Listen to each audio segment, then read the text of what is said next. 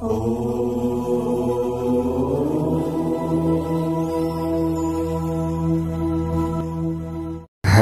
ओम। स्वस्ति श्री गणेशाय नमः। ओम नमो भगवते वासुदेवाय। कृष्णाय वासुदेवाय हरये परमात्मने प्रणतक्लेशनाशाय गोविन्दाय नमो नमः। नारायणं नमस्कृत्य नरं चैव नरोत्तमं देवीं सरस्वतीं व्यासं ततो जयमुदीरयेत्। जय श्री हरि, जय श्री राधे। म टिका पौडेल आज पनि हजुरहरु समक्षमा चतुर्मास भागवत कथा लिएर आउने क्रममा श्रीमद् भागवत महापुराणको आजको नयाँ भाग 109 भाग लिएर उपस्थित भइसकेको छु। तपाई हामी श्रवण गर्दैछौं चतुर्मास भागवत कथा। जहाँ जहाँबाट हजुरहरुले चतुर्मास भागवत कथा श्रवण गर्दै हुनुहुन्छ, सर्वप्रथम तपाई र तपाईको परिवारमा भगवानको कृपा रहिरहोस्, यही कामना हामी गर्दछौं। सबैमा सुख शान्ति समृद्धि सुस्वास्थ्य र दीर्घायुको कामना हामीले गरिरहेका छौं र निरन्तर हामीले यो कामना गरिरहन्छौं। हो प्यारा भक्त भागवतहरु, हामी दशम स्कन्धको अन्तिमतिर आइसकेका छौं। उत्तरार्धको पनि अन्तिमतिर आउँदैछौं। हो प्यारा भक्त भागवतहरु, सुभद्रा हरणको प्रसंग हामीले श्रवण गर्दैछौं। यतिखेर अर्जुन त्रिदण्डी भनेर आउनुभयो। हेर्नुहोस्, भद्र अर्थात् कल्याण गर्ने ब्रह्म विद्या नै सुभद्रा हो। हामीले यसरी बुझ्नु पर्दछ। सु अनि भद्रा। हेर्नुहोस् प्यारा भक्त भागवतहरु, अद्वैतदर्शी ब्रह्म विद्या नै सुभद्रा हो। यसरी हामीले बुझ्नु पर्दछ। जसका घरमा सुभद्रा हुन्छन् उसको जीवन कल्याणमय र सुखी हुन्छ। यसरी हामीले जान्नुपर्ने हुन्छ। अब अर्जुनको जस्तै सन्यास लिएर तप गर्नेलाई सुभद्राको प्राप्ति हुन्छ, अरूलाई कहाँ प्राप्ति हुने हो र, हैन? जस्तै अर्जुन जस्तै सन्यास लिनु पर्यो अनि तप गर्नु पर्यो। अर्जुनले पनि त त्रिदण्डी बन्नु भएको थियो कि थिएन? हो, त्रिदण्डी स्वामी बन्नुभयो उहाँ। कसलाई प्राप्ति गर्न? सुभद्रालाई प्राप्ति गर्नका लागि। ल हेर्नुहोस्, कल्याण गर्ने ब्रह्म विद्या प्राप्त गर्नका लागि उहाँ के गर्नुभयो? त्रिदण्डी बन्नुभयो। अब हामी त्रिदण्डी बन्न त निकै गाह्रो छ। सन्यास लिएर 4 महिनासम्म कठिन तपस्या गर्नुभयो अर्जुनजीले। प्रतिदिन 18 घण्टा ओमकारको जप उहाँले गर्नुभयो। ल हेर्नुहोस्, ओम भनेर ओमकारको जप उहाँले गर्नुहुन्थ्यो।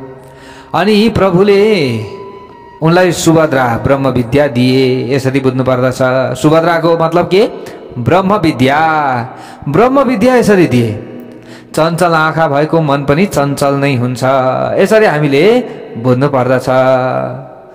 हामीले मन स्थिर गर्न सक्नु पर्दछ। यसको मतलब मन स्थिर भएन भने हाम्रो कर्म पनि स्थिर हुँदैन। हामीले यसरी बुझ्नु पर्दछ। अब हेर्नुहोस्, स्वादु भोजन गर्नेले राम्ररी भजन गर्न सक्छ त? सक्दैन। गर्छ?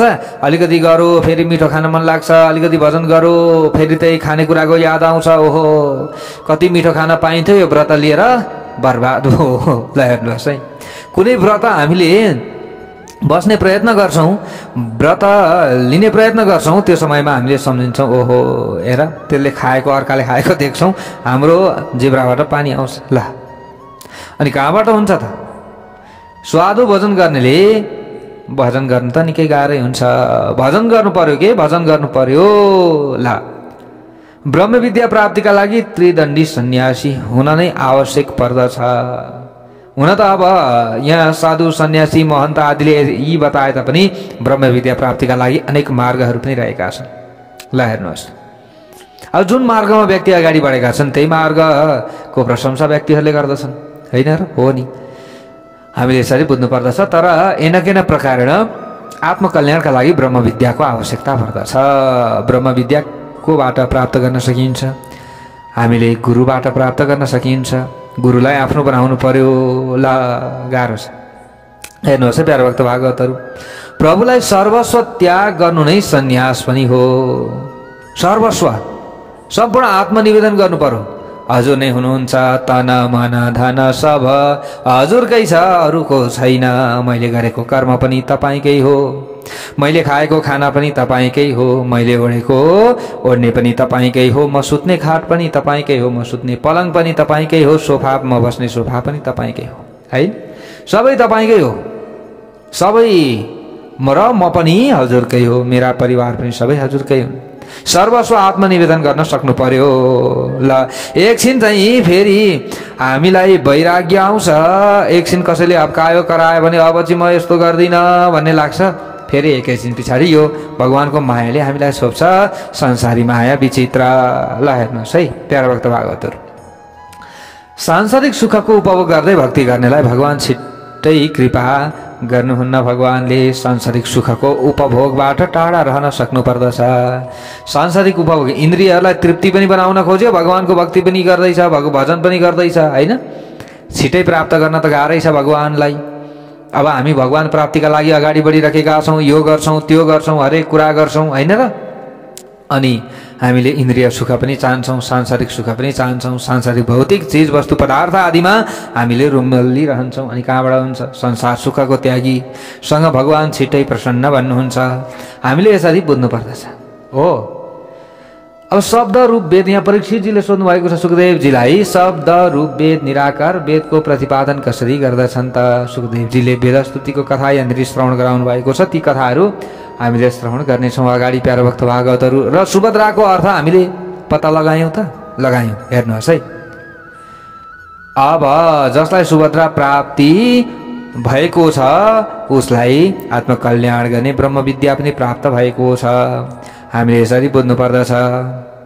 ल अब यहाँ सुखदेवजी भन्नुहुन्छ परीक्षितजीलाई, हे परीक्षित, अब यही तरिकाले यसरी नै अर्जुन र सुभद्राको विवाह भएको थियो, हजुरबा हजुरआमाको विवाह यसरी भएको थियो। प्रश्न गर्नुभएको थियो नि त कसले? सुखदेवजीले। मेरा हजुरबा हजुरआमाको विवाहमा त निकै त्यहाँनिर त चर्काचर्की परेको थियो अरे नि त, यस्तो यस्तो भएको थियो अरे, कसरी भएको थियो त्यो सुन्न चाहन्छु भन्दा सुखदेवजीले सुनाउनु भएको थियो, त्यो पनि हामीले श्रवण गऱ्यौँ। ल अब हेर्नुहोस्, अब त्यस पछाडि यहाँ भगवान मिथिलेश जनक र श्रुतदेव ब्राह्मणको घरमा एकैसाथ जानुभएको कथा प्रसङ्गहरू छ। भक्त वत्सल भगवानको जय होस्। मिथिलेश जनक, जहाँ मिथिलापुरी भनिन्छ नि, जस्तो हाम्रो जनकपुर होइन, नेपालको जनकपुर, त्यहाँ र श्रुतदेव ब्राह्मणको घरमा पनि कल्याण गर्नका लागि एकैचोटि उहाँ पाल्नु भएको थियो। श्री सुखदेवजीले अगाडि गएर भन्नुहुन्छ, परीक्षित, भगवान एक दिन दारुक नामक सारथीले ल्याएको रथमा चढेर अनेक मुनीश्वरहरूलाई साथमा लिएर मिथिला जानुभएको छ। मिथिलापुरीका राजालाई दर्शन दिनका लागि। हेर्नुहोस्, भक्तलाई दर्शन दिनका लागि भगवान दौडिनुहुन्छ, तर भक्त पनि त्यस्तै बन्नु पर्यो नि त। भक्तजी भनेको छ अनेक प्रकारको ढोङ गर्छ, होइन, अनेक प्रकारका चाहिँ कुराहरू गर्छ, मक्ख पार्छ, तर केही पनि काम गर्दैन। अनि त्यस्ता भक्तहरूलाई भगवानले दर्शन दिन दौडिनुहुन्छ त भक्त दौडिँदा दौडिँदा दौडिँदा अन्तिममा आफै थाक्छन्, भगवान प्राप्ति गर्न सक्दैनन्। ल हेर्नुहोस्, त्यसैले अब एकछिन हामीले गुरुहरूले भन्दाखेरि यसो श्रद्धा लाग्छ, ओहो यसो गर्नुपर्ने रहेछ जस्तो लाग्छ। एकछिन पछाडि यिनीहरूले के भनेका, यिनीहरू भन्दा त मै जान्ने छु नि, हामीलाई त्यस्तो लाग्न थाल्छ। हेर्नुहोस् है, श्रवण गर्दै जाँदा नि के जाने छ र भन्ने जस्तो लाग्छ। अब त्यहीँनिर श्रद्धा घटिको, होइन, अनि त्यो घटिसकेपछि सकिएको फेरि। त्यसैले यो श्रद्धा हामीमा रहनु पर्दछ। नारद, कण्व, अत्रि, वेदव्यास, परशुराम आदि र म सुखदेव पनि थिएँ। सुखदेवजीले यहाँ भन्दै हुनुहुन्छ, परीक्षित म पनि थिएँ। कसको साथमा? भगवानको साथमा। सुखदेवजी हेर्नुहोस् है, त्यतिखेरदेखि हुनुहुँदो रहेछ। जनकजी र श्रुतदेव ब्राह्मणले प्रभुको चरणमा दण्डवत गरे। त्यो समयमा दुवैतिर एकैचोटि भइरहेको छ नि त। उता एकैचोटि श्रुतदेव ब्राह्मणकोमा पनि पुग्नुभयो, जनकजीकामा पनि पुग्नुभयो। हेर्नुहोस्, अब हेर्नुहोस् है प्यारा भक्त भागवतहरू, अब यहाँनिर दुई रूपले जानुभएको भनौँ अथवा एउटै रूपले जानुभएको भनौँ, जे होस् दर्शन चाहिँ एकैचोटि गराउनु भयो, यसरी पनि हामीले बुझ्न सक्दछौँ। श्रुतदेव ब्राह्मण र जनकजीलाई एकैचोटि दर्शन दिनुभयो, यसरी पनि हामीले बुझ्न सक्दछौँ प्यारा भक्त भागवतहरू। अब हुन त यहाँ भगवानको लीला हो, भगवानले गर्न नसक्ने त केही पनि छैन, होइन। कर्तुम अकर्तुम अन्यथा कर्तुम समस्त जगदीश्वर हुने प्रभु परमात्मा ईश्वर हुनुहुन्छ। त्यसैले उहाँ त महान हुनुहुन्छ। अब हेर्नुहोस् प्यारा भक्त भागवतहरू, जनकजी शुद्धदेव ब्राह्मणले यहाँनिर स्वागत गर्नुपर्ने थियो, कस्तो तरिकाले आफ्नो तरिकाले स्वागत गर्नुभयो। अब जनक एक पदको नाम हो, यो हामीले यसरी बुझ्नु पर्दछ। जनक के हो? यो पदको नाम, एउटा पद, कुनै पनि पद हामीले यसरी बुझ्नु पर्दछ। सीताजीका पतिको नाम पनि थियो के? जनक। नाम के? शिरध्वज। शिरध्वज जनक। र आज कृष्णजी जानुभएको हो बहुलस्व जनकको घरमा, त्यो दरबारमा उहाँ जानुभएको छ। अब जनकका वंशमा सबै जनक भाइ, सबै जनकहरू ब्रह्मज्ञानी थिए, यसरी बुझ्नु पर्दछ। ब्रह्मज्ञान प्राप्त थियो सबैलाई, त्यसैले त जनक भाइ। यिनीहरू निमी वंशका हुन्, सबै जनक परम्पराका राजा हुन्, यसरी बुझ्नु पर्दछ।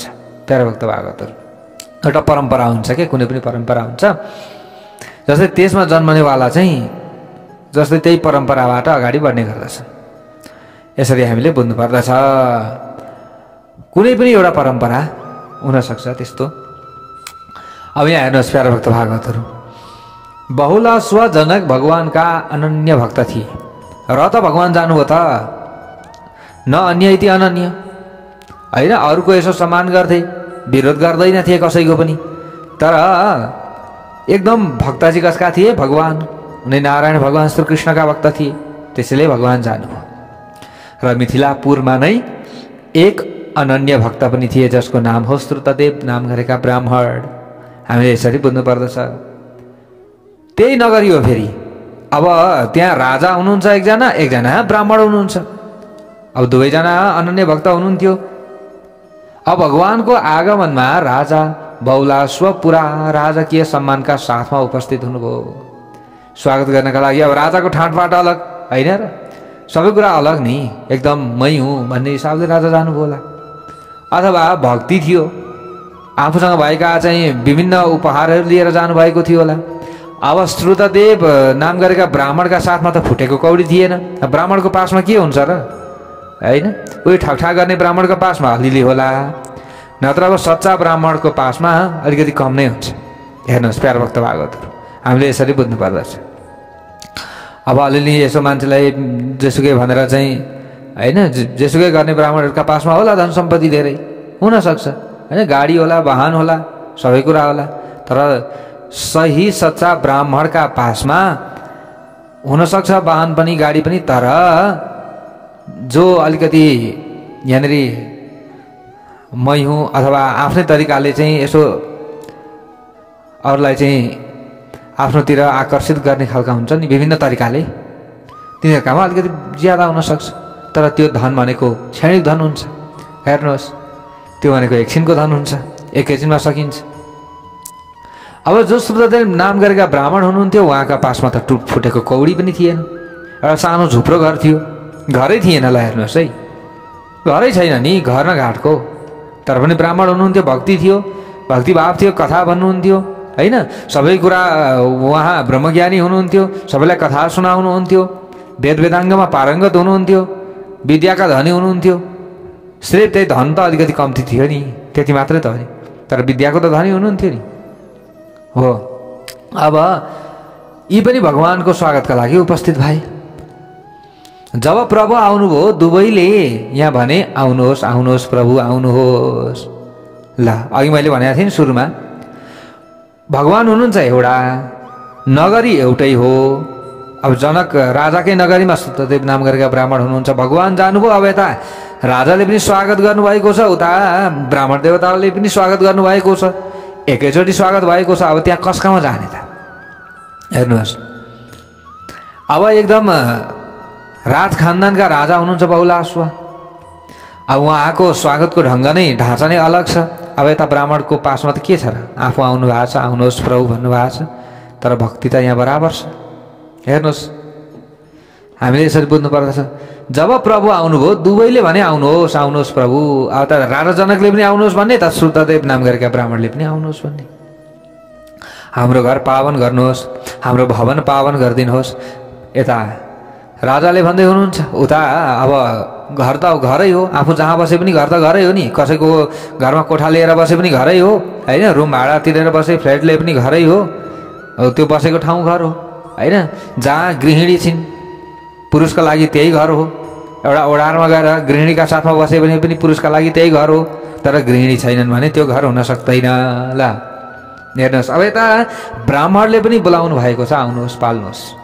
अब भगवान् दुविधामा पर्नुभयो, अब के गरौँ त, कहाँ जाउँ त, कसको म पहिला जाउँ, ब्राह्मणको घरमा जाउँ त जनक राजाको मन खिन्न होला, ब्राह्मण प्रेमी हुन्, त्यसैले उता गए भन्लान् फेरि राजाले कि त ब्राह्मण प्रेमी हुन् नि त, ब्राह्मणले जसो जसो भन्छन् उतै उतै भाग्छन् होइन, ब्राह्मणले आउनुहोस् भन्यो भने आउने, जानुहोस् भन्यो भने जाने, ब्राह्मण भक्त हुने त भरे। अब यिनको मन दुख्ला, अब ब्राह्मण प्रेमी हुनु उता गए भन्ने लाग्ला, अब जनकमा जाउँ त ब्राह्मण सोच्लान् क्षत्रिय थिए, धनी थिए, मसँग मेरो पासमा केही पनि थिएन, मलाई कहाँ किन आउनुहुन्थ्यो त भगवान्, जहाँ धनी छन् उतै त जानुहुन्छ होला, त्यतै त जानु भयो नि। अब यता ब्राह्मणले यो सोच्ने भए, हेर्नुहोस् अब क्षत्रिय थिए त्यसैले मेरो आधार गरेनन्, ब्राह्मणले यो सोच्नु होला फेरि। भगवान् दुविधामा पर्नुभयो। सुखदेवजी भन्नुहुन्छ नारदो वामदेवोत्रि रामो सीतोरुणी। अब हेर्नुहोस् है प्यारो भक्त भागवतहरू, अहम बृहस्पति कण्वो मैत्रेयस्य वनादयः। सुखदेवजी भन्नुहुन्छ म पनि थिएँ है साथमा परीक्षित, स्वयं मैले देखेको घटना हो नि हो। प्रभुले हामीतिर इसारा गर्नुभयो त्यो समयमा, हामीले बुझेर सबैले दुई दुई रूप प्रकट गरिहाल्यौँ त्यो समयमा। हेर्नुहोस् अब सबै त्यहाँ फेरि शक्तिशाली, को भन्दा को कमको थियो र, सबै बराबर। अब भगवानको त प्रभुता अलगै छ, फेरि यता ऋषिहरू पनि कमका हुनुहुन्न थियो, सबै हामीले दुई दुईवटा रूप धारण गऱ्यौँ। अब प्रभु सहित एक रूप ब्राह्मणसँग हामी लाग्यौँ, एक रूप भएर चाहिँ राजा जनककोमा गयौँ। राजा जनक कहाँ राजोपचारले सम्मान भयो। ल हेर्नुहोस् प्यारो भक्त भागवत, अब राजाकोमा त छुट्टै छ नि त, राजोपचार छ, सम्मान स्वर्ण होइन, यहाँ स्वर्ण समान चाहिँ अब यहाँ आसन दिएका छन्, स्वर्णको आसन सुनको आसन, पूजा भइरहेछ यहाँनिर धुमधामका साथमा। अब राजाकोमा यता छुट्टै प्रकारको जय जयकार छ, अब यता ब्राह्मणकोमा त्यति जय जयकार त छ, तर अब ब्राह्मणसँग त के थियो र, केही थिएन। अब उता ब्राह्मणको घरमा कुशासन, यता राजाकोमा स्वर्णासन, ब्राह्मणकोमा कुशासन। अब ब्राह्मण त के कुशमा त बस्ने हो नि त होइन, कुशको आसनमा बस्ने। र शीतल जल पिउन दिए ब्राह्मणले चाहिँ, ब्राह्मणले यसरी दिए। ब्राह्मणसँग यसको अलावा अरू केही पनि थिएन। यहाँ प्रभुले समताको भाव दर्शाउनु भएको छ।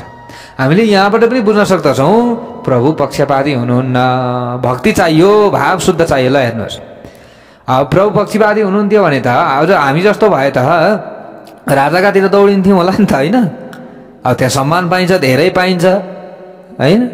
तर अब यता भगवान्ले त दुवैतिर समान सम्मान गर्नुभएको छ। प्यारो भक्त भागवत, कि म प्रेमको भोको छु, उहाँले यही दर्शाउनु हो, अरूको होइन है, अरूको होइन, म के छु, प्रेमको भोको छु। जो जस्तो सुकै होस्, मैले यहाँ अगाडि पनि हजुरलाई भनेको थिएँ नि, त्यसले मलाई के चढायो योसँगको महत्त्व भगवान्ले राख्नुहुन्न, कि त्यसले त्यो चढाएको वस्तु कुन भावले चढाउँदैछ, कस्तो तरिकाले चढाउँदैछ मेरा लागि, त्यसको भाव कतिको शुद्ध छ, त्यसमा भर पर्दछ। जो जस्तो सुकै होस्, भगवान् प्रेम भावमा प्रसन्न बन्नुहुन्छ। परीक्षितजीले सोध्नुभयो गुरुजी, जब ब्रह्म निर्गुण निराकार छन् भने श्रुतिहरू कसरी वर्णन गर्दछन्, त्यसको बारेमा पनि बुझ्नु पर्यो, त्यसको बारेमा पनि जान्नु पर्यो नि त, त्यतिकै त हुँदैन। अब यहाँनिर हेर्नुहोस् त, सुखदेवजीले जो श्रुतदेव नाम गरेका ब्राह्मणलाई कल्याण गर्नुभएको थियो भगवान्ले, र उता जनकजीमा पनि जानुभएको थियो भनेर यसरी सुखदेवजीले यसरी यो राम्रो प्रसङ्ग श्रवण गराउनु भएको छ। राजा परीक्षितजीलाई उहाँ समदर्शी हुनुहुन्छ, उहाँ प्रेमको भोको हुनुहुन्छ, त्यही हामीले बुझ्न सक्दछौँ। त्यसैले हामीले प्रेम भाव चाहिँ प्रकट गर्नुपर्दछ भन्ने कुरा हो। हेर्नुहोस् प्यारो भक्त भागवतहरू, अब यहाँ हेर्नुहोस्, परीक्षितजीले त यही सोध्नु भएको छ, वेद रूप, वेद निराकार वेदको प्रतिपादन कसरी गर्दछन्? शब्द रूप वेद चाहिँ निराकार वेदको प्रतिपादन कसरी गर्दछन् त? यसरी सोध्नु भएको छ परीक्षितजीले। अब हेर्नुहोस् है प्यारो भक्तहरू, निराकार छन्, श्रुतिहरू कसरी वर्णन गर्छन् त? तब सुखदेवजीले अगाडि गएर भन्नुहुन्छ, यहाँ वेदस्तुति नरकुट छन्दमा वर्णन गर्नुभएको छ।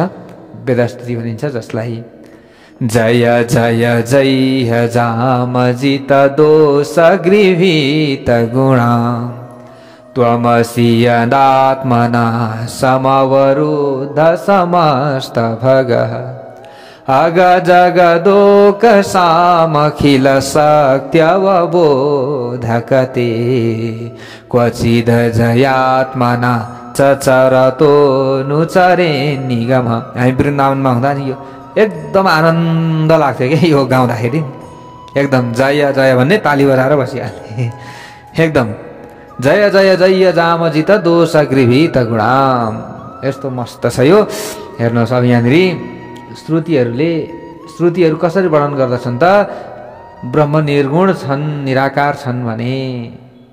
अब यहाँनिर यसरी सोधिसकेपछि सुखदेवजीले वेदस्तुतिको कथा सुनाउनु भएको छ। अब यहाँनिर जसरी सुतेका सम्राटलाई सुतमागत बन्दीजन आदि सम्राटका पराक्रम र सूर्यको गान गर्दछन्, त्यसरी नै श्रुति वेदहरू भगवान चाहिँ प्रलय कालमा सारा जगतलाई आफूमा लीन गराएर सुत्नु भएको हुन्छ। त्यो बेला वेदका ऋचाहरू भगवानको वर्णन गर्दछन्। यहाँनिर हामीले यसरी बुझ्नु पर्दछ, सृष्टिको आरम्भमा शेषाई नारायणको वेदले स्तुति गरेका छन्। परमात्मालाई वेदले मङ्गल गान गरेर जगाएका छन्। त्यो समयमा हे नाथ हजुरको जय होस्, के होस्? हजुरको जय होस्। वेद प्रभुको जय जयकार गर्दछन्। हेर्नुहोस् प्यारो भक्त भागवतहरू, जब लाग्दछ जीवको हार भएछ, जीवलाई मायाले समातेछ, त्यसकारण मेरो पनि जय होस्, म पनि मायाको बन्धनबाट मुक्त हुन पाऊँ। परमात्माको जयकार गरेर वेद मायाको बन्धनबाट मुक्त हुने प्रार्थना गर्दछन्। हेर्नुहोस् प्यारो भक्त भागवतहरू, अब यहाँ तपाईको जय होस् प्रभु भन्नुहुन्छ। अरे जय जयकार त्यसको गर जसलाई पराजित हुने सम्भावना छ। म त अजित हुँ, जयकारको मलाई के जरुरत छ र? जय जयकारको मलाई जरुरत छैन। वेदहरू भन्दछन् प्रभु तपाईँ अजित त हो, तर पनि जीवको हृदयमा त पराभाव यानि कि हारेको देखिँदैछ। प्रभु प्रत्येक प्राणीको भित्र काम क्रोध आदि लुकेको छ र प्रत्येक प्राणीको हृदयमा तपाईँ पनि हुनुहुन्छ ईश्वर सर्वभूतानां हृदयेऽर्जुन तिष्ठति। तर यी काम क्रोध आदि विकार त देखिन्छ, तर तपाईँ कहाँ लुक्नु भएको छ? हजुर कहाँ लुक्नु भएको छ? दर्शन नै हुँदैन हजुरको। यसको मतलब जीवमा विकार त स्वतः आउँछ, तर तपाईको गुणगानको भाव जीवमा उत्पन्न हुँदैन। किन हो? अनादिकालदेखि जीव र मायाको संग्राम चलिरहेको छ। मायाले जीवलाई जगतका विषयमा फसाइरहन्छ। त्यसकारण वेद परमात्माको स्तुति गर्दछन्। हामीले यसरी बुझ्नु पर्दछ, मायाको बन्धनलाई काटिदिनुहोस् यसरी पुकारा गर्दछन्। मायाले जीवलाई स्त्री धन आदिमा फसाएर परमात्मातर्फ जानै दिँदैन। दिँदैन। स्त्री भनौँ होइन, अब सानुको अवस्थामा बुवामा भनौँ, यताउता भनौँ, के भनौँ, पढ्न भनौँ, यताउता, त्यतिकै जीवन बित्छ। अलिकति ठुलो भइसकेपछि अब विवाह गर्न मन लाग्छ, विवाह गर्यो। त्यस पछाडि अब विवाह भइसकेपछि अब धनको आवश्यकता पर्छ। धन कहाँबाट आउँछ होला भनौँ, अब यताबाट आउँछ कि उताबाट आउँछ कि धन कमाइमा लाग्न थाल्यो। यी विभिन्न कुरामा व्यक्ति फँसै गर्दछ र परमात्मातर्फ उसले ध्यान दिँदैन। महत्त्वपूर्ण चाडपर्व आउँछ। अब ती चाडपर्वमा पनि भगवानतिर हाम्रो ध्यान गएन, भगवतीतिर हाम्रो ध्यान गएन भने त्यो समयमा के हुन्छ हो? त्यो हामीले बुझ्नु पर्दछ प्यारो भक्त भागवत। अब हो आफूले व्यवहार पनि त निभाउनु पर्दछ।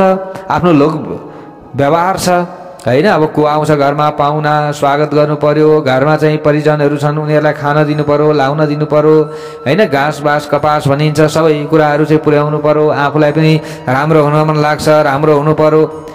अब त्यतिमै मात्रै लागेको छ व्यक्ति भने त्यसको जीवन व्यर्थ छ। फेरि गृहस्थ धर्म त उत्तम हो, तर बीचबीचमा भगवानका गुणानुवाद आदि गाउँदैछ। विभिन्न व्रत चाडपर्वहरूमा ऊ रमाउँदैछ, विभिन्न व्रत चाडपर्वहरूमा उसले भगवानका गुणानुवाद आदि गाउँदैछ भने उसको जीवन त सार्थक हुँदैछ। वेदले स्तुति गरेका छन्, नाथ हामी तपाईँका शरणमा आएका छौँ, यस मायाको बन्धनलाई काटिदिनुहोस्। वेदले त यही त भनेका छन्। प्रभुले विचार गर्नका निम्ति नै बुद्धि र मन दिनुभएको छ। पवित्र विचार गर्नाले मन शुद्ध हुन्छ। वेद सगुण र निर्गुण ब्रह्मको वर्णन गर्दछ। ईश्वर साकार र निराकार दुवै रूपले लीला गर्नुहुन्छ। ईश्वरले नि यहाँ साकार पनि बन्नुहुन्छ कोही बेला निराकार पनि बन्नुहुन्छ। ईश्वरको निराकारको अर्थ हो हाम्रो जस्तो आकार उहाँको छैन हो। निराकारको अर्थ हामीले यही बुझ्नु पर्दछ। हाम्रो जस्तो के आकार छैन, तर हुनुहुन्छ। फेरि देखिनु पनि हुन्न। ल हेर्नुहोस्, वेदले भने नि त कण कणमा ईश्वर अंश जीव अविनाशी होइन, ती कुराहरू पनि छन्। अनि ईश्वर सर्वभूतानां सम्पूर्ण भूत प्राणीहरूमा ईश्वर हुनुहुन्छ, सबैतिर हुनुहुन्छ, सबैको हृदयमा हुनुहुन्छ, तर देखिनुहुन्न होइन। निर्गुण हुनुहुन्छ उहाँ र सगुण पनि हुनुहुन्छ। फेरि सगुणको रूपमा राम बनेर आउनुभयो, भगवान श्रीकृष्ण बनेर आउनुभयो, भगवान श्री राम होइन। अनि भगवान वराह बनेर आउनुभयो। अब यहाँ भगवानका विभिन्न गुण लीलाहरू छन् होइन। सनक सनन्दन सनातन सनत कुमार र पहिलो अवतार यसरी भनिएको छ। 24 अवतारका कुराहरू त यहीँनिर श्रीमद् भागवत महापुराणमा हामीले श्रवण गऱ्यौँ, अगाडि नै श्रवण गरिसकेका छौँ। त्यो अब त्यसलाई यहाँ दोहोऱ्याइरहनु त पर्दैन। हजुरहरू त सबै जान्ने हुनुहुन्छ, सबैले बुझिसक्नु भएको छ होइन र हो। त्यसैले ईश्वरको निराकारको अर्थ हाम्रो जस्तो आकार छैन, हामीले यही बुझ्नु पर्यो। निराकारको अर्थ हजुरहरूले सोधिराख्नुहुन्थ्यो नि, हो यही हो। निर्गुण र सगुण दुवै ब्रह्म वस्तुतः एउटै हो। निर्गुण भक्तिवश भएर चाहिँ सगुण बन्दछ। भक्ति प्रेमका वशमा प्रभु सगुण बन्नुहुन्छ। यानि कि भक्ति प्रेमका वशमा चाहिँ प्रभु सगुण बन्नुहुन्छ। यसरी बुझ्नु पर्यो हामीले। कसैले चाहिँ एकदम भक्ति गरेको छ, भक्तिभाव गरेको छ, प्रभु प्रकट हुनु पर्यो, आउनु पर्यो। अब जस्तै पृथ्वीमा अन्याय हुन लाग्यो, धर्मको लोप हुन लाग्यो भने त प्रभुलाई पुकार्नु पर्यो, आउनुहोस् प्रभु, हामीले सकेनौँ, अब तपाईँकै काम छ। यहाँ सबै अत्याचारी दुराचारी दुष्टहरूले चाहिँ पृथ्वीमा राज जमाइसके, आउनुहोस्। अब भक्तको प्रेमद्वारा प्रभु प्रकट हुनुहुन्छ। जगतमा जे जति देखिन्छ र अनुभूति हुन्छ त्यो वस्तु त प्रभुकै स्वरूप पनि हो। हामीले यसरी पनि बुझ्नु पर्दछ। लौकिक नामरूप सत्य होइन। माटाका भाँडामा पनि माटो नै छ, बरफमा पनि पानी नै छ। यस्तै प्रकारले प्रभु सबैमा व्यक्त हुनुहुन्छ। हामीले यसरी बुझ्नु पर्दछ। ज्ञानको अपेक्षा ध्यान श्रेष्ठ हो।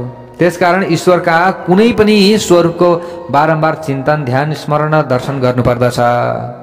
हामीले स्मरण गर्नुपर्दछ, भगवानको दर्शन गर्नुपर्दछ। चाहे मन्दिरमा होस्, चाहे प्रतिमाका रूपमा होस्, चाहे फोटाका रूपमा होस्, चाहे कुनै न कुनै रूपमा होस्, प्रभुको हामीले ध्यान गरिराख्नु पर्दछ, दर्शन गरिराख्नु पर्दछ। अनि ध्यान त हामीले गरिहाल्छौँ। अब नाम जप्छौँ, हामीले स्मरण गर्छौँ, चिन्तन गर्छौँ। ओम श्री कृष्णाय नमः, ओम नमः शिवाय, ओम श्री गणेशाय नमः, ओम श्री सत्यनारायणाय नमः। हामीले नाम पनि जप्छौँ। यो नाम जप्नु पर्दछ यसको मतलब। त्यसो गरेपछि मनको शक्ति बढ्नेछ। के बढ्नेछ? प्रभुको चिन्तन, ध्यान, स्मरण, दर्शन गर्नाले हाम्रो मनको के हुन्छ? शक्ति बढ्छ। हाम्रो चाहिँ मनमा ऊर्जा आउँछ।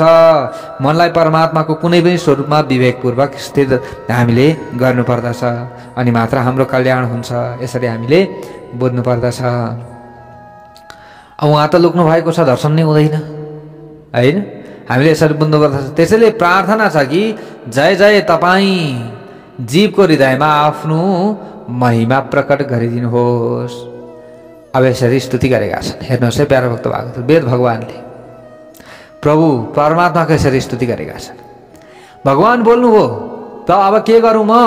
वेदहरू भन्दछन् अजाम मायाम जही, यो मायालाई नष्ट गरिदिनुहोस्, तब काम बन्नेछ। यो माया जीवलाई भट्काउनेवाला विचित्रको छ।